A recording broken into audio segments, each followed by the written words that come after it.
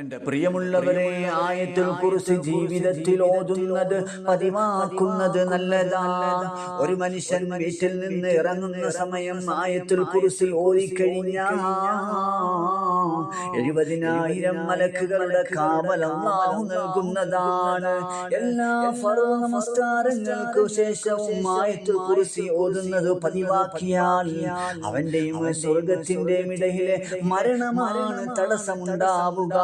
മരിച്ചു കഴിഞ്ഞാൽ സ്വർഗത്തിലാണ്.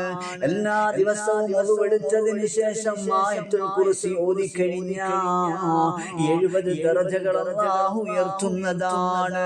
വീട്ടിലേക്ക് കടന്നു വരുമ്പോ ആയത്തുൽ കുർസി ഓതുന്നത് പതിവാക്കിയാൽ ആ ഓതുന്ന ആളുടെ വീട്ടിലെ ദാരിദ്ര്യം ഉണ്ടാകുകയില്ല എന്ന് മാത്രമല്ല, വീട്ടിലുള്ള പിശാചുക്കൾ ഓടി മറയുന്നതാണ്.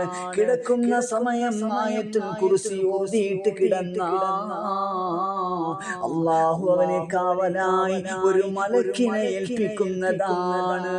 ആയത്തുൽ കുർസി നമ്മുടെ ജീവിതത്തിൽ പതിവാക്കാൻ അല്ലാഹു തൗഫീഖ് നൽകട്ടെ.